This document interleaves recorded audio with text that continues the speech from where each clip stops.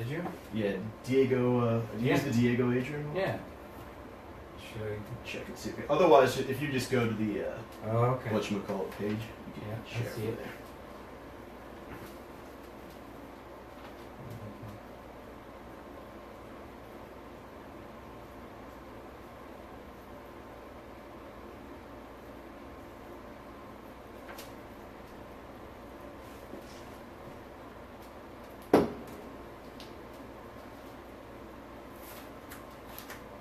Huh, I'm not getting it. Go to if you go to the Savage Truth Facebook page, that's what Okay. it's running off of.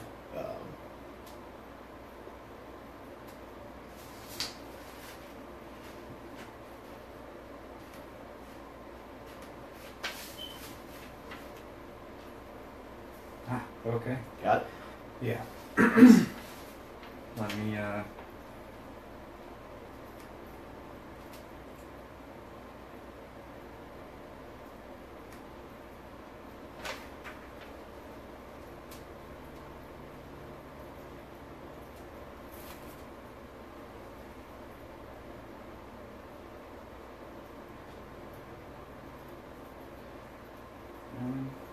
just so that I can update things.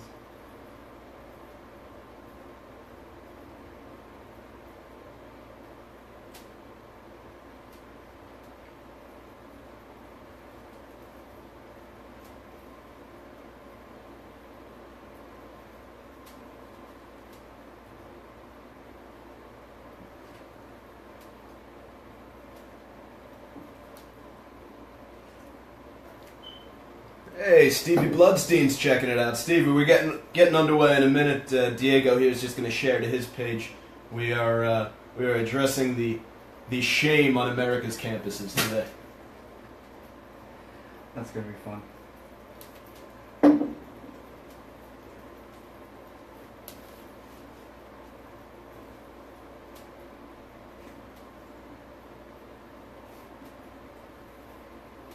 All right. You ready to go? Yeah. Nice. All right. So I guess you and I have we have a bunch of shit in common, but probably one of the bigger things is our frustration with what we kind of see as this war on free speech and free expression, particularly on college campuses. So I guess the best way to do this is probably, do you want to just give us the view from 30,000 feet, sort of about what's going on and Sure. who FIRE is and what you hope to achieve? Sure. So there's a lot of things that are coming my that I'm trying to motivate. I'm trying to move forward. I'm trying to propagate these ideas. One of them is that free speech, first of all, is sacred. Just to address your question really quick, FIRE is Foundation for Individual Rights and Education. They're a free speech advocacy group that protects freedoms on college campuses. So they focus a lot on Title IX abuses, especially with the last administration's DOE, Department of Education's abuse of the Title IX and how it's restricted freedom of speech on college campuses. So, one of the founders even of FIRE, Harvey Silverglate, when I talked to him, he said, I never even imagined that this would live past the 90s. So that's really what FIRE is doing. And then, I've got a project that I want to do that involves them. Yeah, I guess I want to get to that so we can make sure we can tell people about that. Probably a lot of people who are going to listen to this and watch don't know what you're talking about with regard to Title IX. So there's a couple things that Title IX hits college campuses, and one of them is the way that they handle complaints about sexual assaults. And the other is as kind of stretched to include. It's almost like a tentacle that's come off of the sexual assault thing. Is the way they address speech, because there are people who are now referring to speech as a form of violence if it's used in what they call the wrong way. Right. So that really refers to the way that they changed. The Title IX is pretty much that says you cannot discriminate based on sex. That is Title IX. But Title IX was reinterpreted by the last administration to say, that anything that includes race, sex, gender is a form of harassment. So really, it completely changed the language, and this is what happens when you narrow out and you broaden whatever a law means and interpret it in the way you want to, when you don't hold true to the definitions, you end up causing chaos, which is what really happened on college campuses. Yeah, and I guess there have been a few kind of high-profile incidents. Missouri was, took up months. There was lunacy that we had a journalism professor was attacking a student journalist. Yes. I mean, if you can come up with a more Kafkaesque scenario to surround free speech, free expression, and freedom of the press, I cannot think of it. But there's been more. There's been Yale. You had they called them? I guess they called them masters, or sort of like an administrator was harassed because I think his wife wrote an email about everyone should cool it with getting offended over Halloween costumes. Right. Yeah. It was that whole cultural appropriation. This is supposed to be where the best and brightest students. This is our hope for the future. When the aliens come to probe us all, they're the ones we're going to look to for a fucking solution, and they're getting bent out of shape over Halloween costumes. I guess the most recent ones have been Berkeley. It evolved to the point of violence. You want to get into that because that's been like a cold sore on the lip of the fucking nation. Right. So if we think of Berkeley as like the home of where the free speech movement originally started, there were students and the local community that were out there in the streets with banners saying free speech, and then you bring in a provocateur, and a couple decades later, and you got a guy like Milo Yiannopoulos, who comes to speak at the UC Berkeley campus. He was invited by the Young College Republicans. And listen, you don't have to agree with the Republican strategy or with the idea of Milo Yiannopoulos. You can disagree. You don't even have to go. But you could literally stay in your dorm that day. Yeah, and it would never have done anything, and it would have never propelled him to like fame. Because one of the things that gave him fame was the fact that they burned down things, they smashed the windows, they protested, they rioted, and ultimately they had to cancel the event just because of how much violence there was. That now all of these speakers, of whom would never mean anything and no one would know who they were, now need protection. But guess what? Now they also have the lens of the media pointed directly at them because of this stupidity. So it's not even working, and it's violent. Beyond not even working, I think it's become counterproductive because I know I have like a weird mix of people on my social media news feeds. It's like half veterans and then half people who were went to school at my very liberal arts Northeastern fucking Muhlenberg College. So and I work in media, so liberalism beyond liberalism, and it's amazing the way the two sides look at these things. I know one guy who's an otherwise intelligent person who will accuse anyone who kind of, says, hey, Milo should be able to speak, you should be able to do this, or you should be able to circulate a document at Google with your ideas on diversity without having your livelihood taken from you. He will immediately throw them into the alt-right, they're fascists, they're Nazis, but it's... Right.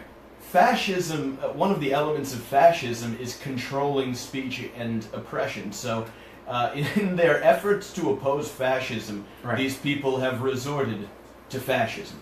Well, I mean, like, this is what we're watching now. It's like we're living in a post-truth world where there's no such thing. Everything is relative. It's really nihilistic, and a lot of what comes from the postmodernist movement. Modernism was a rise of reason and science.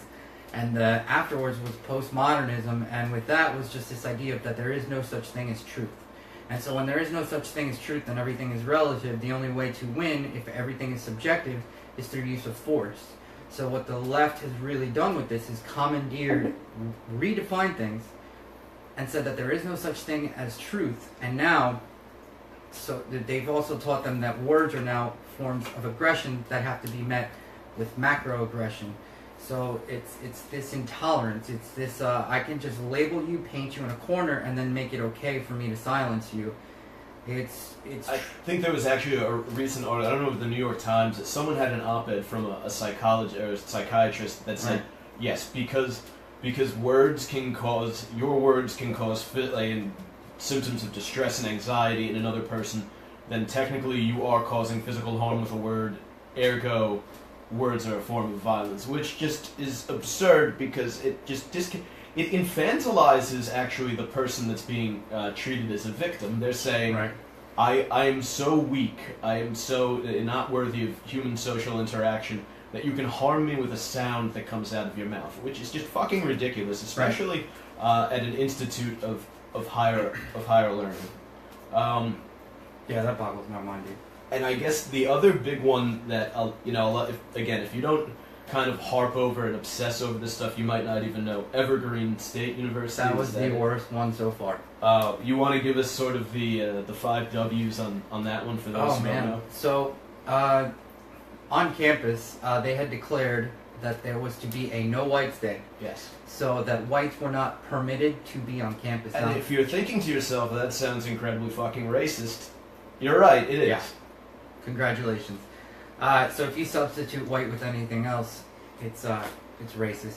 So they said we're gonna have a no whites day, which is opposite of like the no blacks day, where they decided not to show up to show this is what it would be like. This was the other communities asking the white community to not show up. So it was intentionally racist. And when the Professor Weinstein, who's a Bernie bro, he's far the ultimate progressive. progressive. I heard him on Rogan's show. He's like the stereotype of the sort of like that wimpy progressive dude, but very soft-spoken, intelligent guy. Yeah. Yeah. So the guy's like, he's there with you on like 95% of the things, but he said this is a bad idea and I don't want to participate in it. Well, they pretty much you can always go look at the clips because it's monstrous. And Vice even did a clip with this. So Michael Moynihan interviews him and they show clips of what's going on, but what they did with him was bad, where they cornered him, they called him racist, they pretty much accused him of, they harassed him ad infinitum, but what happened with the principal is way worse. Was that when they were telling he couldn't even have his hands up when he was because it's a microaggression? It got worse. And they started laughing at him when he put his hands down. Because a lot of this is really about submission. It's not even that you think something is such a good idea that, oh, we need to go in this direction. It's, hey, fuck you, man, I'm going to bend you to my will. Yeah, no, this is about social control. This isn't about social justice. They want to tell you how to act and what to say. And I find that to be one of the more bullying things that you can ever do to someone, because, like, you might punch someone and that hurts. But if you tell someone how they have to think and how they have to act, that, to me, is the ultimate form of someone who's truly evil. Yeah, it's control over it. It's like absurd. Like that's what dominatrixes do to their like fucking gimps. Right. It's just complete and utter control. Except you're not jizzing in a vinyl suit. You're losing your freedom to express yourself and say, "Hey, I'm getting fucked over by this or that." It's really it's weakening the structure of our society. It's one of the things that you have to have in order to have a civil society is free speech. The ability to redress grievances, I think, is the... So that's the point where we've got. But what's worse is to go back to that president at Berkeley. They took him into his office. They closed the door. They stood in front of it. They took the keys, and they forced him in there. And when he asked, "Can I go to the bathroom?" they said, "Hold it." I saw that clip the other day. You know what? I was watching the Corolla thing in front of Congress, and before that, I guess whichever senator called him up played like a whole clip of those, and that's the one. Like, this is a grown man who is in a leadership position at one of like the most well-regarded universities on the fucking planet, and he is being told by like a teenager that he has to wait to use the bathroom. It's kidnapping.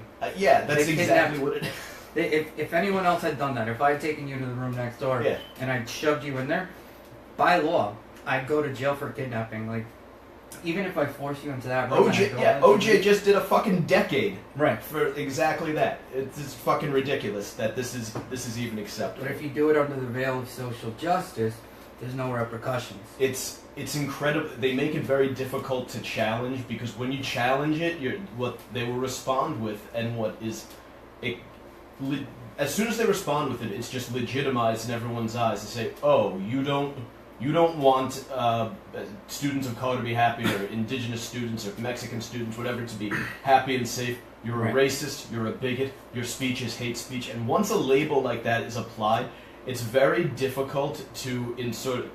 If the public doesn't pay close attention to this, they get the 30-second blip on the screen. So once you're branded and you kind of carry that scarlet letter, Yep. even if it's been handed to you by a raving lunatic whose prefrontal cortex isn't even fully developed, Right. that's it. That is your reputation now for the rest of your life. Right. So you get branded, and that's the perfect verbiage or usage of the word is the scarlet letters, that people have a cursory glance's worth of understanding towards different topics. They're not willing to go down the rabbit hole and actually figure things out. So they try to understand things holistically, but they don't analytically understand something or the consequences of that. And what happens is, now, if you've been given this, this is right out of Rules for Radicals with Saul Alinsky, is this was the point, is that an ad hominem attack now is you're starting off 1 foot back. But I'm saying that we should challenge that idea, because one thing I do is when they start off with an ad hominem, I know I have pretty much free reign to keep swinging, and I'm not worried, because one, it's the intellectual version of like me fighting a 5-year-old. So now I know that if the first thing you're leading with is a charge of racism or sexism, then I'm more than happy to destroy your argument in the next 50 seconds. So I actually look at this as like, oh, like you came to this fucking battle with a water gun. So it's like, perfect. To anyone with like even a hint of pragmatism in their blood, if you come at someone with well, you're a racist, because it's almost like evidence that you do not have a lot of weight behind your attack.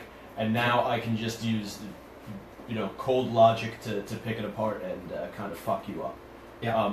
So that's what's been happening on those are sort of the, I guess the highlights of what's been Right. going on. But Fire has a rating scale, because there are kind of smaller things that happen too. Yeah, there are campus newspapers that Right. get shut down over satirical articles.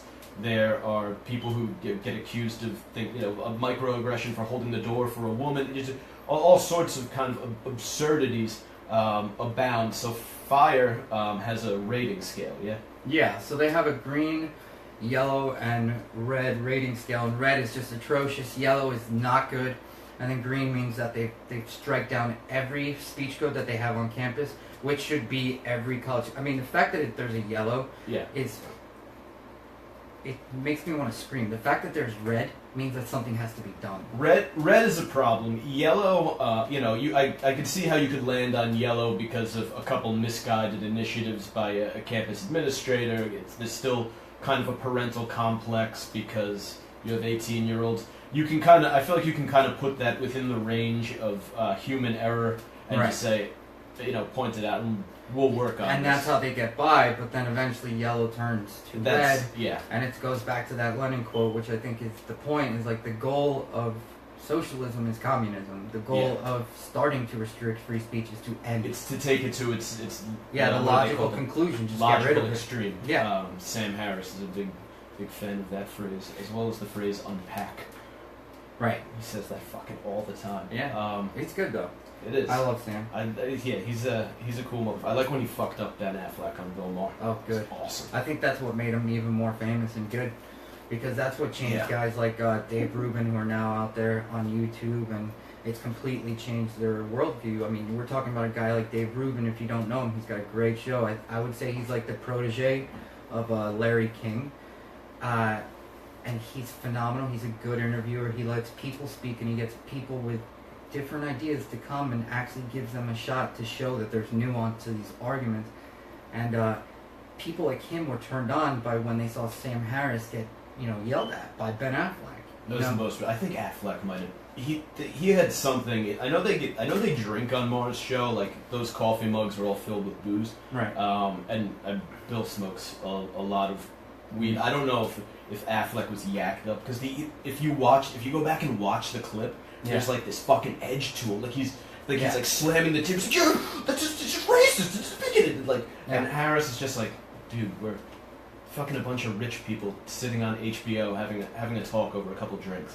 Right. Just fucking chat with me, bro. Yeah. So, obviously we're Jersey guys. Right. You want to, I guess the journey of 1,000 miles starts with a couple of steps. So you're focusing heavily on schools in New Jersey. Yep. So that's the movement I'm pushing towards right now. Cool. What kind of fire ratings are we looking at around the state? Okay, so most of them are red. So if you think about Kane, if you think about NJIT, I don't know if NJIT is private, but if it's not, it has a red rating anyway.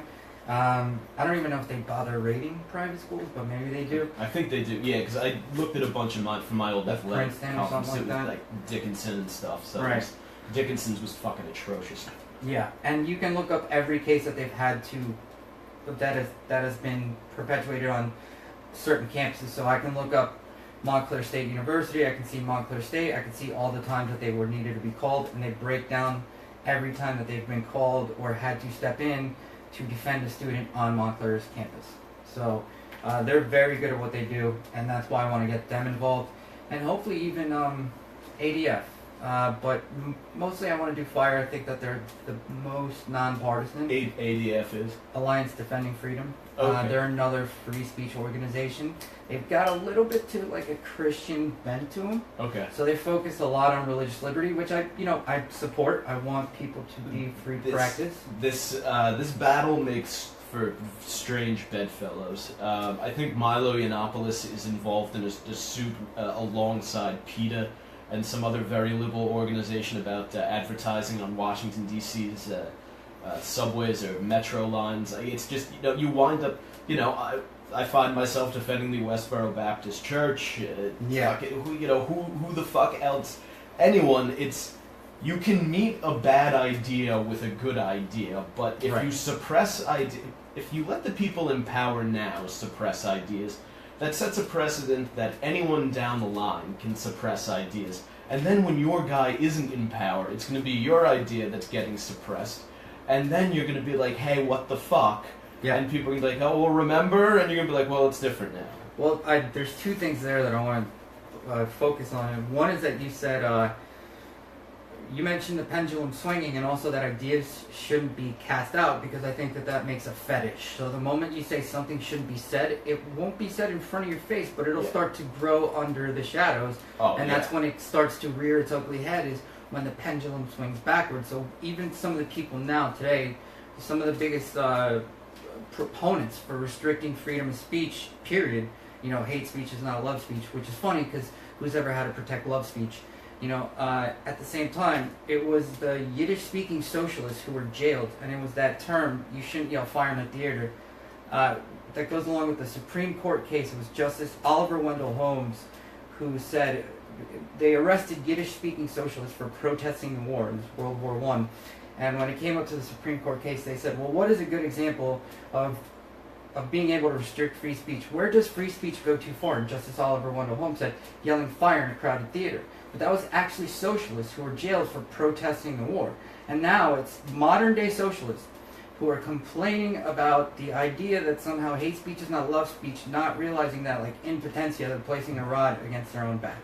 Yeah, no one has to protect speech that's popular. It's the things Right. that are difficult are the things that need to be heard. And the other, I think, the massive piece of this that almost no one wants to even take with, you have a solution to speech that you don't like. Yeah. Don't listen to it. Yeah. I don't understand this need to control what other people want. Because that's what it really is on college campuses.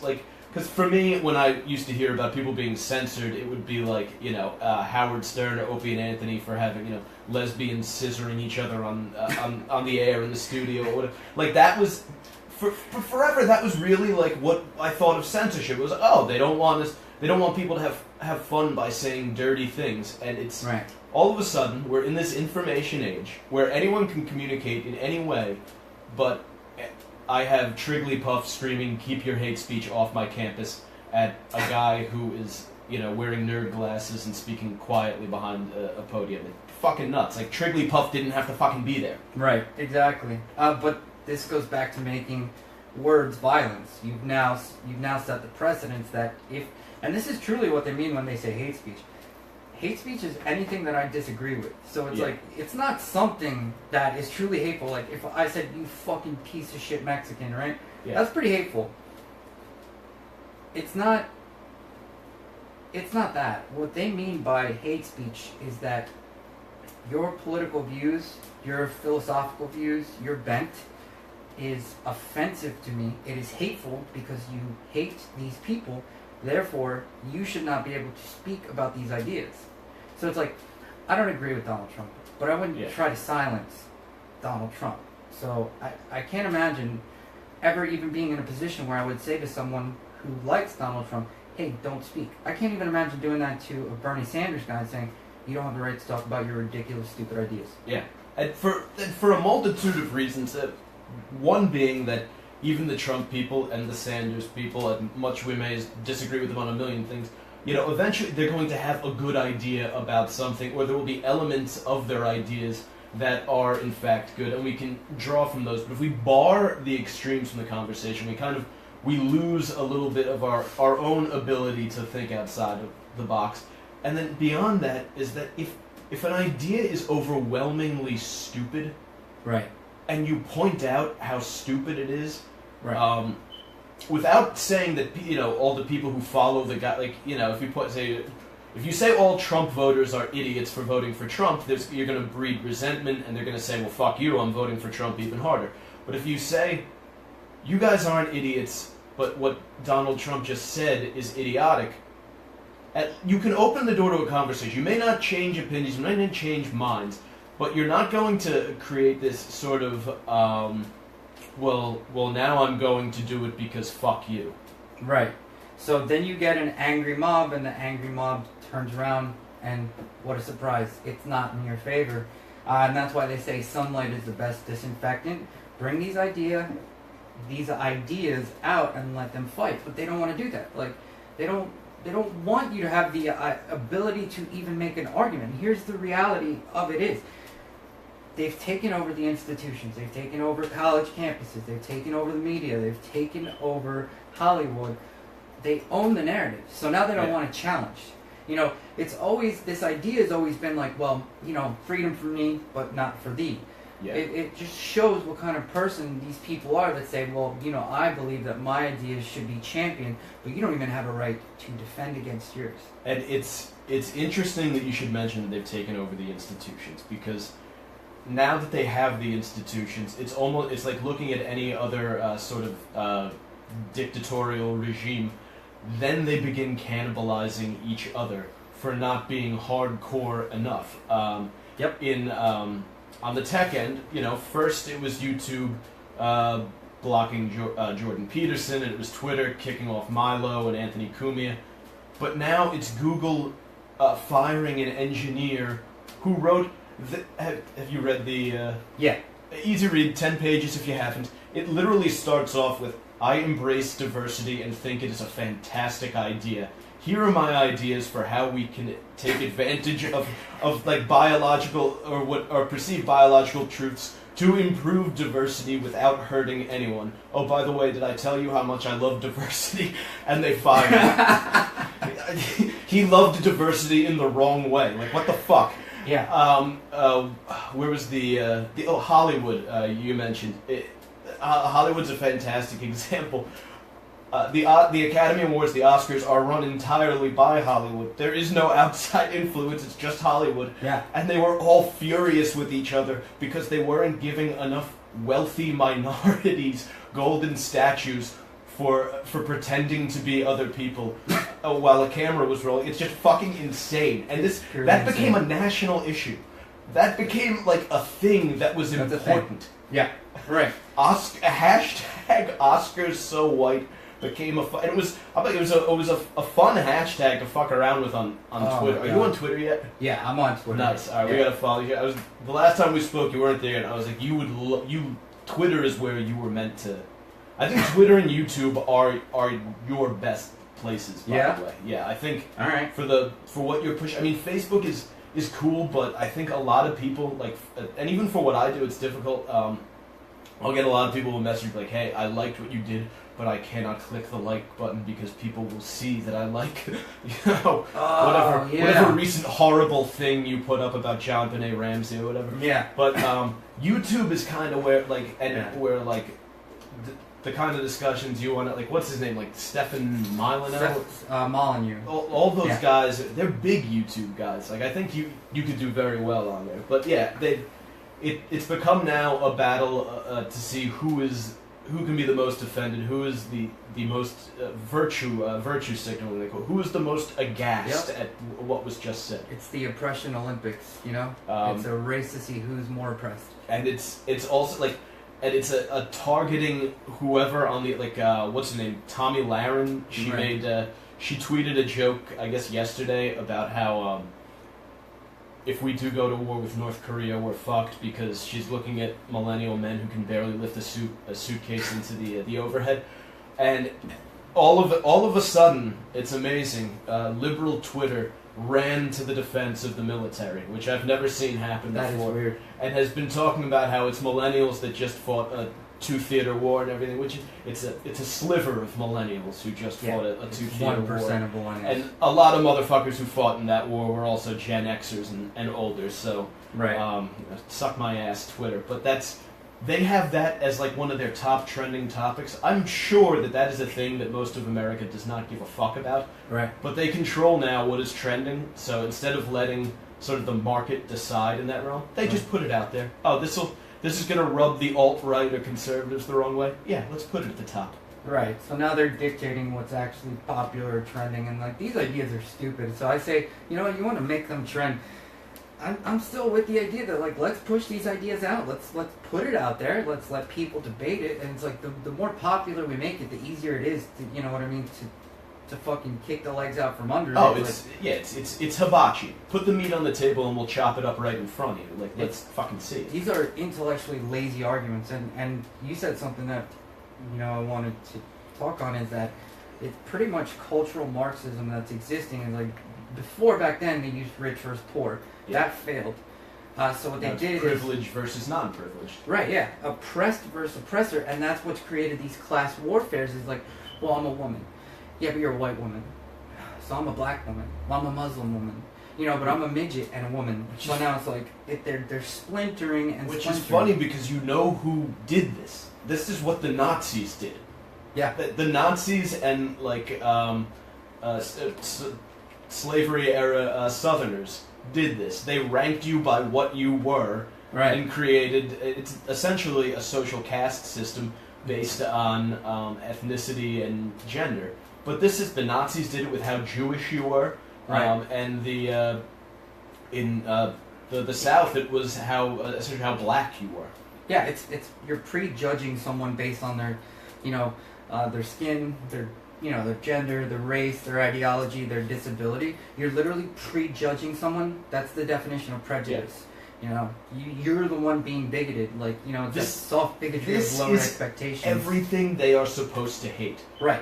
And that's, the other, you mentioned that, I love that term, the soft bigotry of low expectation. Bill Maher uses it in reference to Islam all the time, but it's really, you infantilize, you turn the person who is being victimized in the scenario is turned into like an intellectual fucking, you know, midget, because they can't take hearing something about their group badly. You know, do a Google search for white males and then click like news or whatever, and you will literally see just headline after headline of the reason why white males are the problem. Hey, white males, it's not okay to do XYZ. Why white males need to be, like, it's just fucking, and it's always, they always go back to the, oh, whiny white male, now who's the snowflake? But the problem is that you're telling us, Yeah. you're telling us that, oh, everyone is equal, but then you're turning around and saying, well, everyone is, except we're going to get back at you for shit that, like, I come from Italian Americans, like, we were the bitch when my people came over here. Like, my great-grandfathers were stonemasons who toiled to build, like, churches and buildings that they were then not allowed inside of. Like, it's fucking... It's amazing. Like, I didn't, you know, I can assure you that there was not a lot of privilege going on No. in the Montone family's background. Like, my dad's father was a mechanic. Right. My dad took out his own loans to go to college. Like, it's not, There, we do not. If there was a white male conspiracy going on, I was left out of it. Yeah, right. And I think that's the stupidest fucking thing you can do. And here's why it matters so much more past this. Is like, this is why I get offended at the yellow light ratings as the same way as I do when they say, well, white people. Like, let's say for some reason, white people just had an advantage, which I disagree with. It's impossible to say all these white people have an advantage. Look at Polish people under the rule of communism. They're white. What's their issue? Even from the start of America, I mean, there were plenty of white people who came over here as indentured servants, as just broke motherfuckers on ships. You name it. It's because on principle I disagree with this. Is the reason that I fight it whenever I see it. It's the reason that I'll defend a communist as much as I find it despicable. I will defend the communist right to speak, even though it will make my blood curdle. I will defend him more than I would defend someone. I defend any attack on free speech, and I defend any abuse of injustice. And it's like, well, it's white racism. It's like, yeah, okay, so you just said, you gave it an adjective, but you really told me what it was about. Racism. I'm against racism, period, as a blanket general rule. Across the board. So it's like, when you're being racist, like, you don't have the moral high ground here. I just want to let you know. I find you to be despicable and a bad person. You're literally attacking someone on the basis of their race. There's nothing more bigoted than that. Like, I go after those people the same way I would if some dude was like, those fucking spicks. You know, and I'm a spick. So it's like... Self-identify as a spick. Yeah, Spanish power and control, man. That's exactly, and that's, you know, Italians refer to themselves as wops all the time. You know, it's just, it's...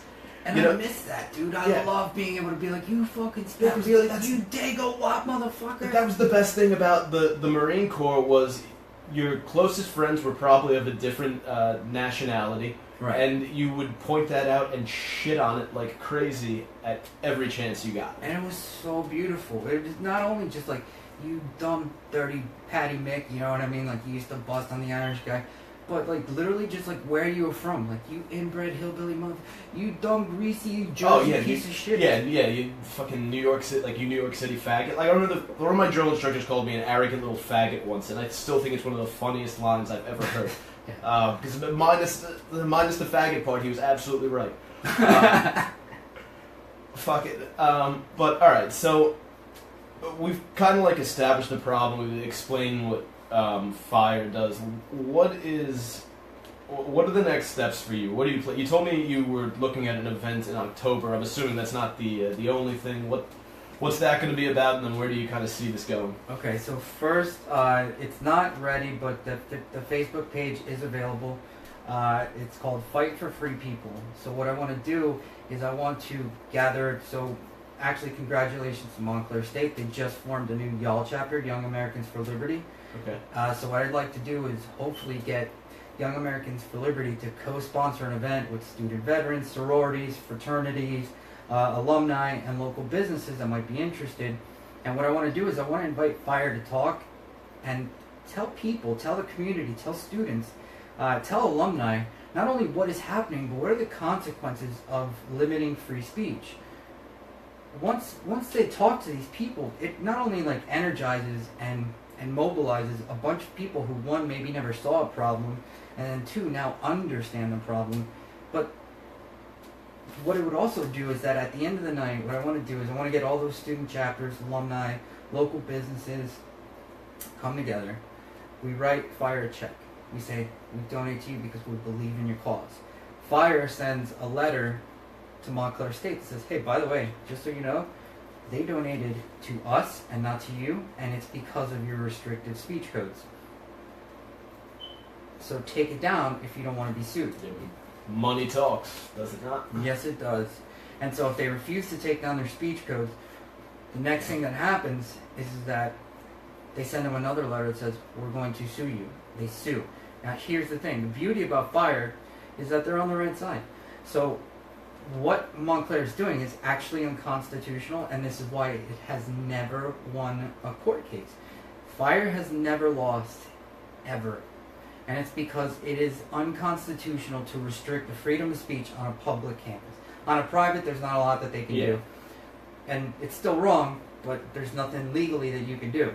Now, the goal is to get Montclair speech codes completely gone within a year from now. I want to do it sooner. I want to do an event in October where we'll have people. Now, my problem is that I am the grassroots movement, so I'm the one doing media. I'm the one trying to find out how the hell to build a website, and I have no idea how to build a website. To just use WordPress. Yeah? Yeah, it'll do it all for it for like a couple bucks. You can buy the domain name, so it won't be a .wordpress. It'll just be whatever, freespeechoncampus.com. Oh, okay. Yeah, that would be nice. And so I'm but I'm learning now. Yeah. Because I'm the guy that's doing everything. So I've been on the phone for the past week, just calling people, talking to people, telling them about You this. said you have a Young Americans for Liberty chapter on Montclair now? Yep. Fucking enlist some of those kids. Because they're all tech savvy. They have they're on fucking Snapchat, Twitter, and everything else. They live on this shit. If you want to spread the word, those are the kids to talk to. Yeah, the problem is that I helped start the chapter. Okay. So I know the people in it. So we gotta get more people in it. So we're gonna be tabling as soon as Montclair State starts, but we are already getting like the toolkits and everything to go get people in the movement. And not only that, but student veterans, sororities, fraternities. But if you can get a frat or anyone who's got like a house on campus, just tell the kids to grab a couple kegs and some burgers one day. Be like, hey, come on down. We'll give you beer and food, and just let us give you. It's pretty much the way a religious cult does it, but with far better intentions. Wow. Okay. See, but like this is like my learning period. It's like I'm trying to figure all this out. But the goal is not only to get Montclair State speech codes done away with, absolved, but I want to do Kane. I want to do NJIT, and eventually, hopefully, it's to get enough students,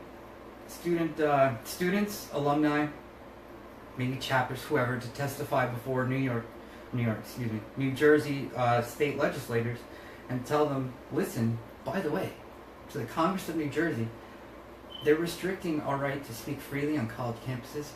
It's egregious, and I find it unconstitutional.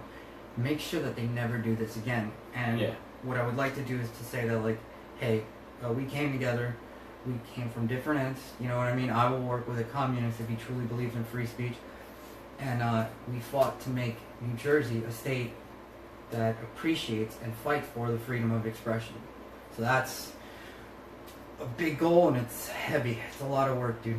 I think this is a good area to, like, the New York, New Jersey area, because as much as we get ripped for the liberal coastal cities, there are pockets of sort of, more conservative, like, especially through, like, Monmouth County. Staten Island's a very conservative place. Right. And they're, like, I keep going back to the 2016 election with this.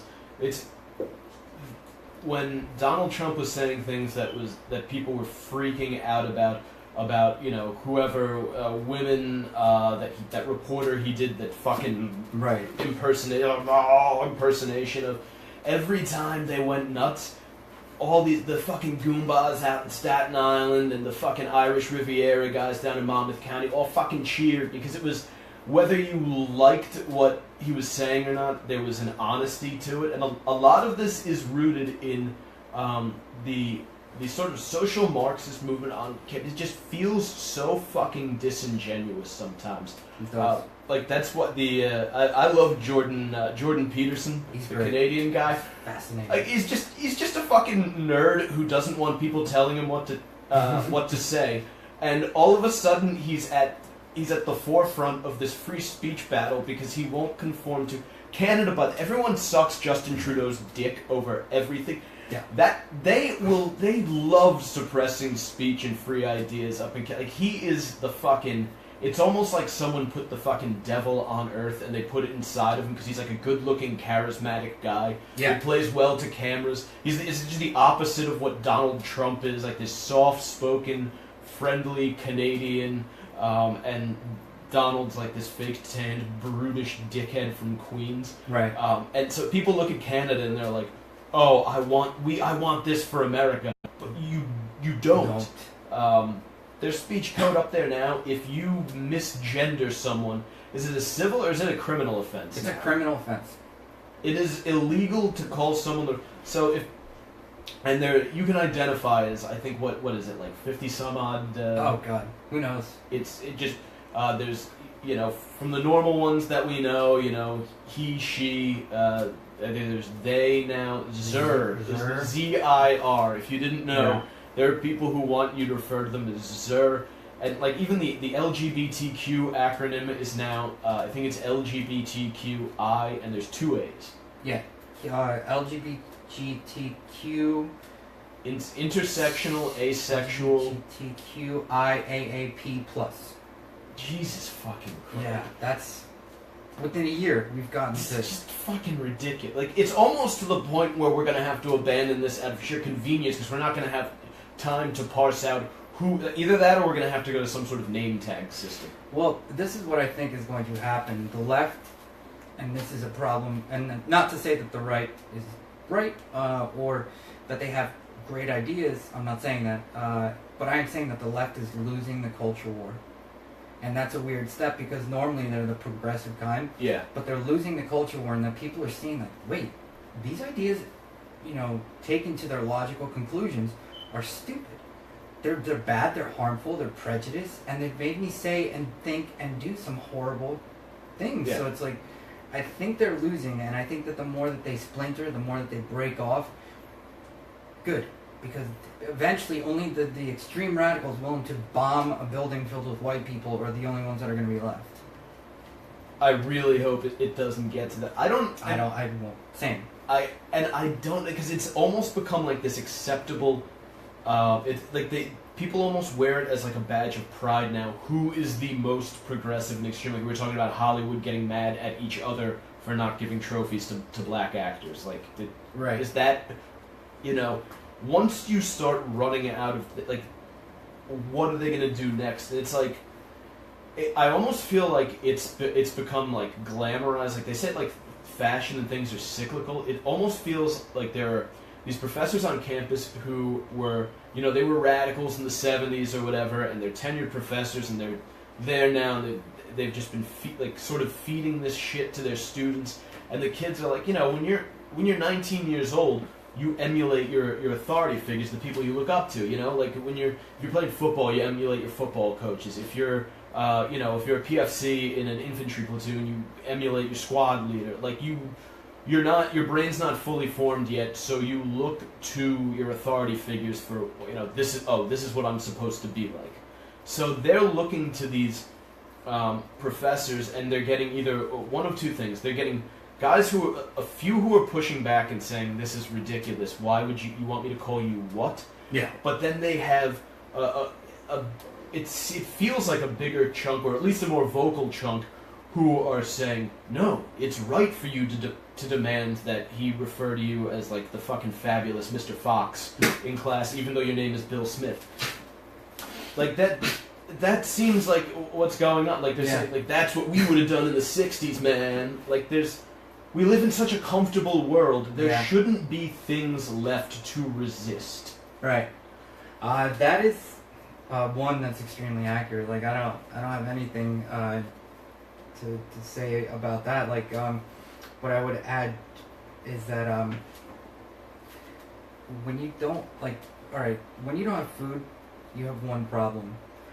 When you have food, you have 1,000 problems. Yeah. And this is the horrible part about comfort, is we live in such a beautiful, comfortable country where even the poorest of the poor, which we should help, even the fact that I qualify that is stupid. See what I mean? This is what I mean when they take over your brain. Yeah. Fuck that.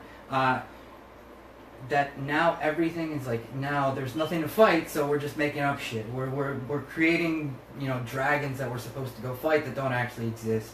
We're creating problems that aren't there just to fight something. Is it like there's like an evolutionary cause behind it? Like you've got to keep your skills sharp. So hey, find something to drill again. Yeah, it's a paper tiger, man. That's why. Like that. I mean, that's an entire different conversation that we probably need a lot more weed for or liquor for. Like what? these kind of impulses that are plugged into us for like what we do as humans, and then what happens to them when we live in a world where comfort is almost guaranteed. Like, even if you're doing badly Right. in the United States right now, unless you are like the lowest of the low, you're still doing better than people who are doing badly elsewhere, like, or even doing well elsewhere. Yeah, the lowest 10% of our country kick the living shit out of anybody in Mumbai. You Yeah. know what I mean? You go to, for those, I know this is, I get a nice military, you want a little more of this? Yeah. Split the last chop in half here.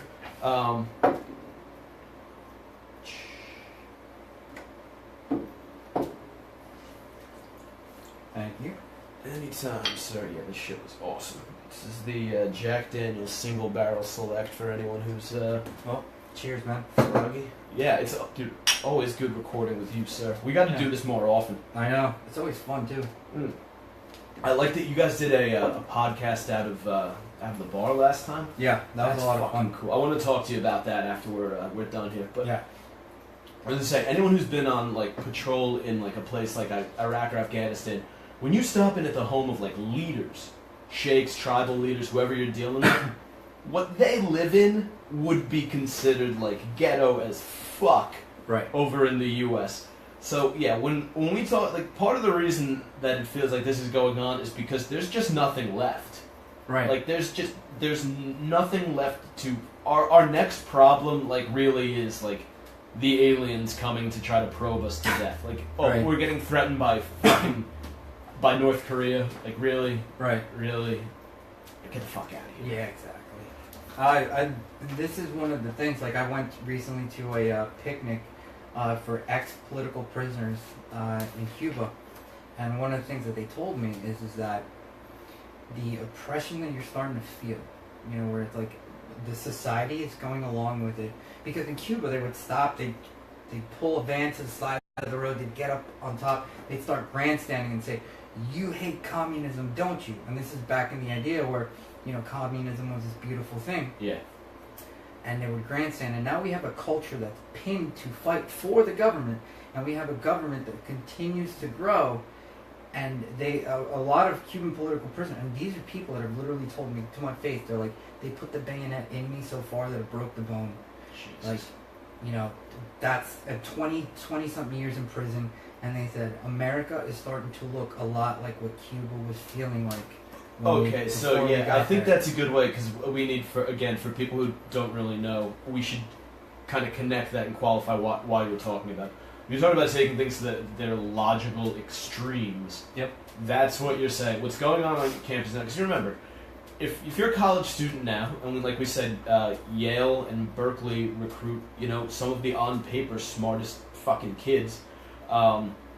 Those are going to be the media execs, the Supreme Court justices, the lawmakers, the people who make decisions to keep this machine running smoothly, are the ones who are now at these really good colleges in America, and they're not only are they having their ideas filled with these thoughts, they're having those thoughts validated by any time a professor says, or an administrator says, well, you know what, we would rather you please keep the Trump signs out of the window, or please, you know, and I'm sorry, we have to disinvite Milo Yiannopoulos. Anytime they do that, they're having their worldview validated, and they're going to go out within months, and the seeds are going to be planted. They already are. Let's be honest. The BuzzFeeds, Mashables, Right. Mike, Refinery 29. These are, they're all blogs, but they're major media influencers. Yep. That Now are, there's things like that, yeah. they are millennial run, and they have a hard left angle, and not like a Chuck Schumer. For as much as you might not like him, you can sit down and have an intelligent debate about something with Chuck Schumer. You might not like his answers, you might not, but at the end, he's going to shake your hand. He's going to say, "Hey, look, we agree to disagree. Let's move forward with what's best for the country." What we're seeing out of these sort of hard left media outlets is a shift already towards social Marxism, and Right. If the fire keeps getting fueled from the bottom on college campuses, if you keep pushing people out with those opinions, it's going to be a progressive creep. It's just a takeover, and then eventually it infects the entire national consciousness to the point where anyone with a conservative viewpoint is you're an outsider. You're shunned. You shouldn't even speak. Right. And this is like, another version of like McCarthyism. It is. That's what they're doing. It's neo-McCarthyism. Neo-McCarthyism. Essentially, you're going after guys on the other end of the political spectrum. Chelsea Handler's tweet the other day. I would punch her in the mouth. And especially, I did this on my my weeknight segment, Booze and News, that I do on Facebook Live. I love it. I was talking about it. She has done ethnic jokes forever, just ridiculous things about Angelina Jolie's adopted Asian kid, etc., etc. And then she, a comedian who makes her living on saying things that you're not supposed to say, tweets that a couple of guys should be jailed for giving a joke Nazi salute. Like, that just couldn't drip with more hypocrisy. And I don't think she believes it. Like, I think if you asked her in conversation, just based purely on the jokes she'd made, I think if you asked her, like, if her and Bill Maher were having a conversation, and he said, "Hey Chelsea, can you believe they would jail these guys for making a joke?" She'd be like, "The fuck that's ridiculous." But I think on a platform like Twitter, where you kind of get kudos for saying the right thing and virtue signaling through a situation, it's become such an easy way to score these social brownie points, is to just nobody likes the school bully and everyone cheers when the school bully gets his ass kicked. So let me just fling some shit. Sort of the J.K. Rowling. Here's where you could be right, and I don't know because it's hard to like make social theory. But look at Sarah Silverman. Like, she was a really funny, really dirty comic, and now there's comics out there right now that are putting out articles saying you shouldn't say this, and it's like that was completely. That was your bread and butter before. Yeah, it's saying the things that you shouldn't say, and now they're saying you shouldn't say this, and it's like, whoa, like, who are you? You know what I mean? I think the worst thing you could say ever about comedy is that there's a place where the line should be drawn. The job of comedy is to continue pushing the line.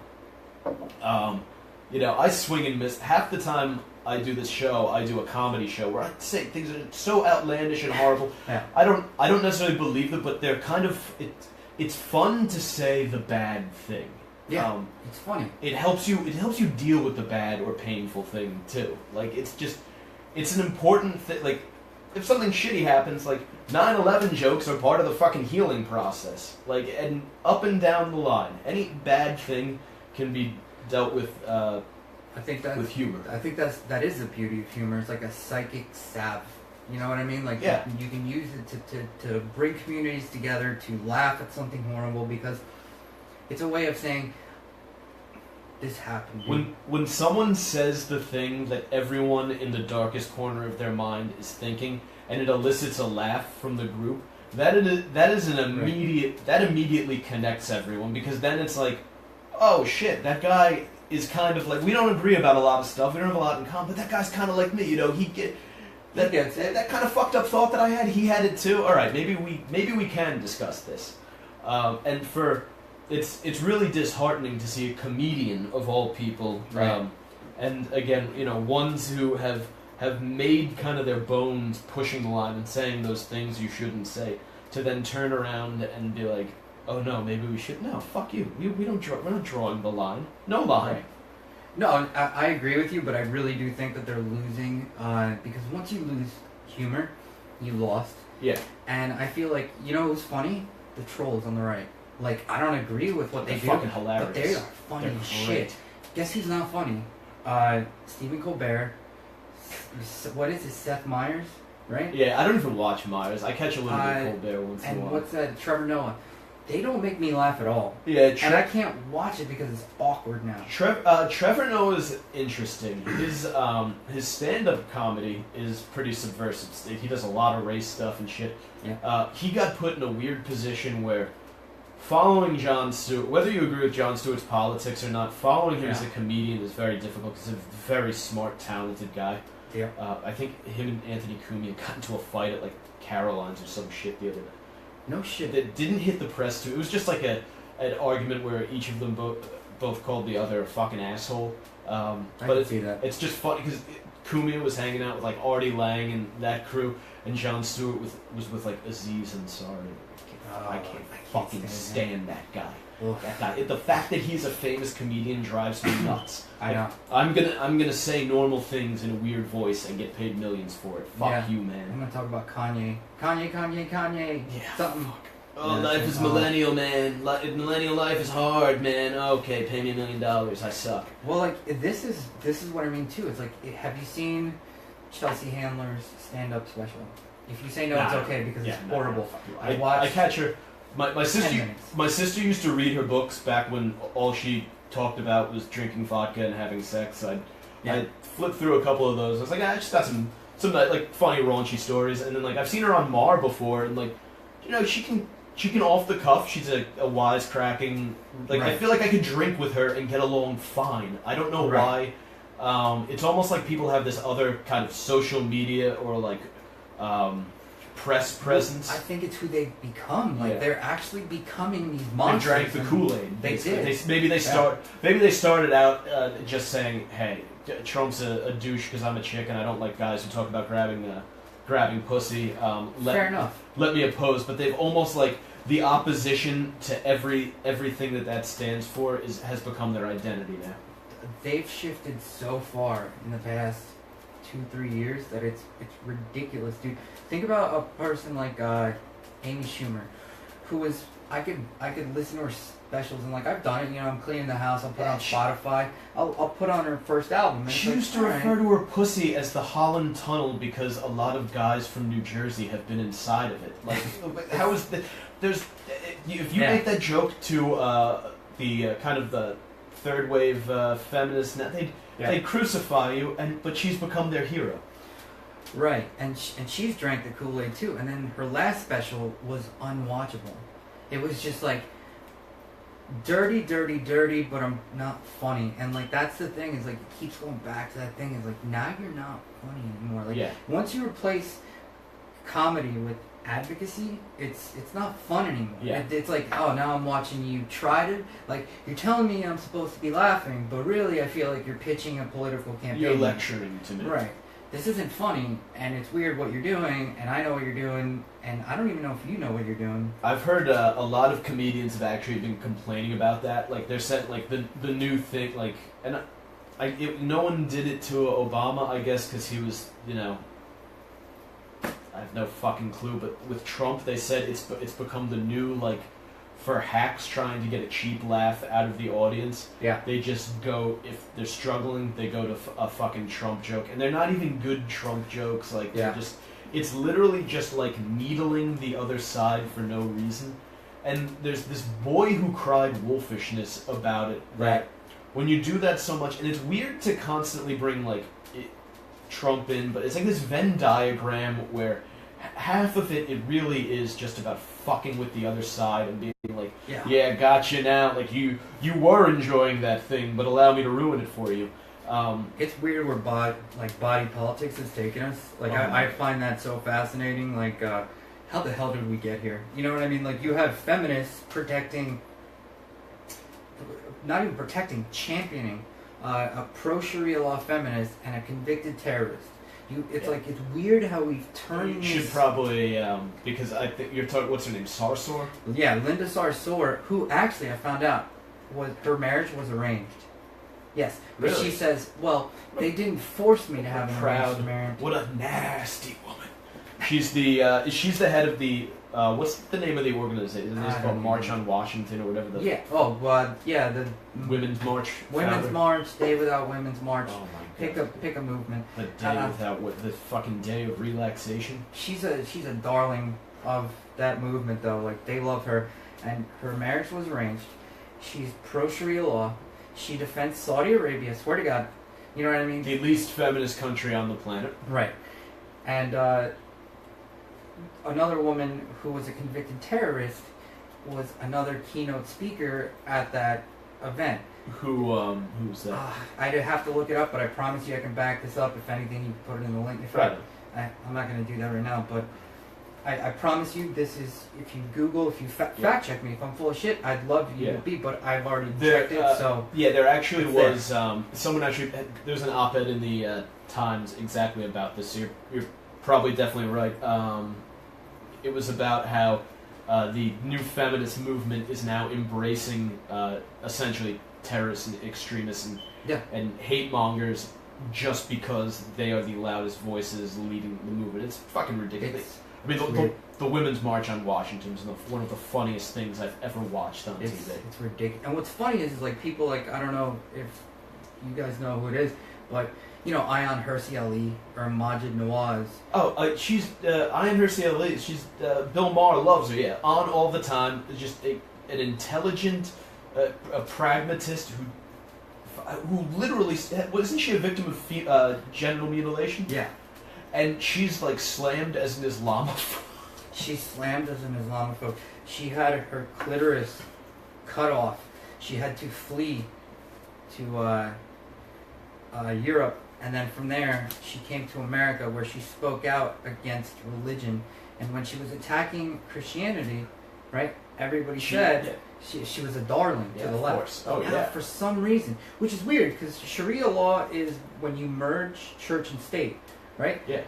Back in that day, you used to see liberals saying, no, we have a wall between church and state, and Christianity will not take over. But now at the same time, there's people saying we're pro-Sharia law, and they're saying, yeah, Sharia law. Like, whoa, dude. That is literally mending politics and religion in the same thing. You can, by the way, you can defend Muslims who are being oppressed or having bad lives, and also say that Sharia law is fucking... retarded. Yeah, it's the fact that we can't even call it retarded, which is so weird because it's like fucking retarded. It is a gargantuanly bad idea. It just really is. It's indefensible, and at the same time we have to be like, well, you know, we don't agree with it. No, dude. Like the same way I don't agree with Nazism is the same thing that I don't agree with Sharia law. They're both horribly bad ideas. Well, it's this weirdly American idea that everyone's I'm entitled to my opinion. Yes, you are entitled to have a very, very shitty opinion. Right. But I'm going to explain to you why that opinion is shitty, and it doesn't make me a bigot or a racist to do so. To share a pragmatic view, to challenge an inherently bad idea is not racist. And that's what religion is. It's because, I think because we protect religious freedom in this country, that people kind of conflate that with any questioning of religion, especially when it's a religion filled with brown people, that to do so is somehow wrong. Because, first of all, the Muslims aren't really a minority on this planet. They've been quite fruitful. Right. But it's this. No, it's a religion. It's still a group of people who believe that there's a magic man in the sky who is an all-seeing and all-knowing and all-powerful deity, and that everyone must submit to his will. I, as a strong individual, can question the validity of that claim without being a bigoted piece of shit. No, I agree completely, and this is, to me, I know a lot of, and this is weird, because of body politics, because of identity politics, I now get along more with Christians, or just who seem rational and sane, than I do with atheists. Yeah. Like, there's atheists that are, like, championing Sharia law, and I'm like, where did you fall off? Again, Kafkaesque. How the fuck does that work? I'm an atheist, but hey, this radical religious ideology would be perfect for our small town. And it's like, all these ideas are bad, but they're not all equally bad. Like, there's not, like, people... Like, the last one was, like, the Christian who bombed or killed an abortion doctor, and that was, like, a decade and a half ago. It's they'll point to what's Dylan Roof, the little piece of shit in South Carolina. But that's the thing. Here I am, a privileged white male, saying Dylan Roof is a piece of shit for walking into a historical black church and murdering a bunch of innocent people as they worshipped. It's that easy. Right. We don't need to tie identity to this. I have no qualms about pointing out how big of a piece of shit that kid is. Yeah. in bad times, like this is how I feel. Like these are the people that are like the looseliest held. Is that when like when the pressure gets tight, they're the bubbles that come up first. So, we're in bad times right now. There's a lot of political fighting. We're in a weird time where like our economy is like not even recovering. Like we're still in like this weird place where like they're saying like if you're anywhere between like 31 and 30 years old, you've never worked in a thriving economy. So it's like we're fighting right now because of how bad the times are. And these are the people that break first. What's independent of all this is that you have 10,000 new bombings since 2005. So check me on the numbers, but I know it's definitely 10,000 or more, not less. And definitely not significantly less, but it's like you have this many bombings going on and this many terror attacks from one ideology, and then you've got a singular Dylan Roof because of bad times in a country, and you're like, okay, dude, we're not fighting with the same amount of... Like, this is what I hate. Everybody's entitled to their opinion, but I'm not a relativist in that all opinions are of the same weight. Yeah. Like, sometimes, yes, you have a right to harbor that opinion, but your opinion's stupid. I think when you point to Dylan Roof, what you're saying is essentially the exception proves the rule here. Right. That, perfect. Yeah. You can look at... This is... Okay, name the wacko white guys who have done shit on behalf of white guys violently, and there's like that one that you can point right to. Right. Naming specific terror incidents involving radical Islamic, it's just mounts. I mean, and again, we keep going back to they have become so attached to this idea of helping the oppressed that they will support the oppressed in their acts of oppression, like throwing gays off of, there's no condemnation, right? Forcing women to have children for ISIS, just all these horrible fucking things, and it's like, well, but how can we blame Western white men for this? Right, it's just like they move. This is what it is. It's like for them, it's like this is their version of like a secular religion. You know what I mean? Like white privilege is original sin. Like it's like these ideas are no different than any religion. Like these people that are caught up in this like social purity movement are no doubt personality-wise almost in the same camp as a hardcore Muslim. Absolutely. Like there's no difference. Like, they say, well, white people are guilty. Well, why? Well, just because, that's how you were born. You were born with this privilege. Same thing. I think the common refrain on a lot of college campuses is when it comes to discussions about race, white people should shut the fuck up and listen. That is horrible. How is that? Then it's not a discussion about race. It's a lecture about why I'm bad. Right. It's like you should feel bad about... Are you serious? Like, what did you do? Yeah. What crime did you commit? Yeah, I'm probably a number of misdemeanors, but usually while intoxicated, and none that could fall under the file of ethnically driven. Yeah.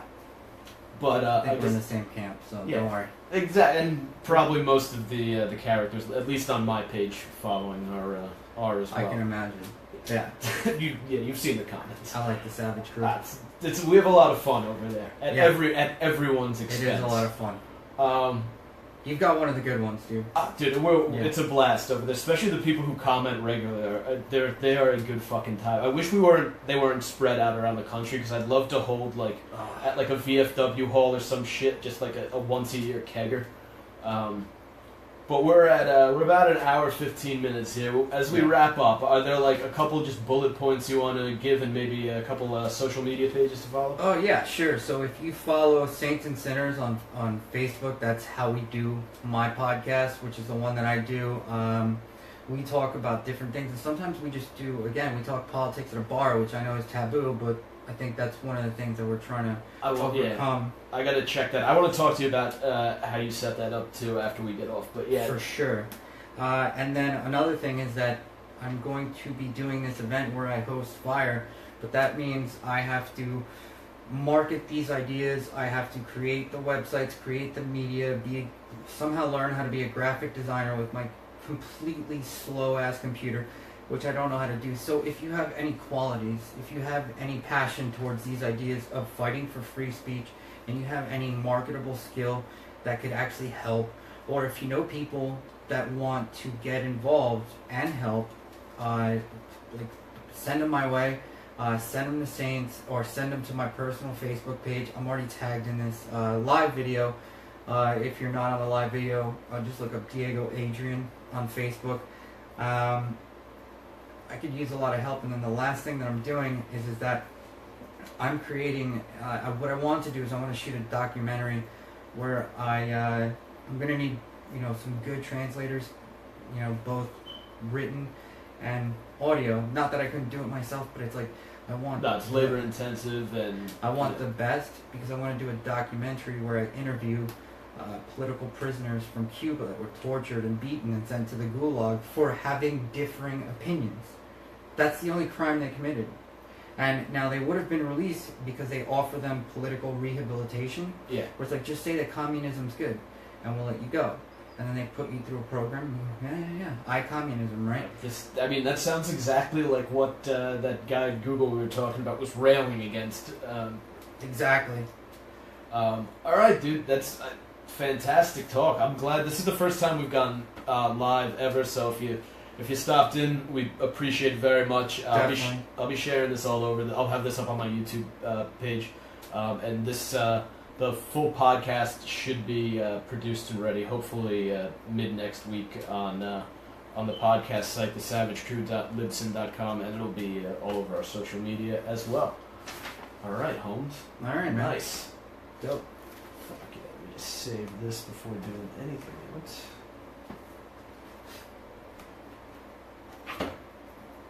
Cool. Yeah, we'll share the fuck out of all of this. Dope. Yeah, that'd be nice. You still live? Yeah, actually.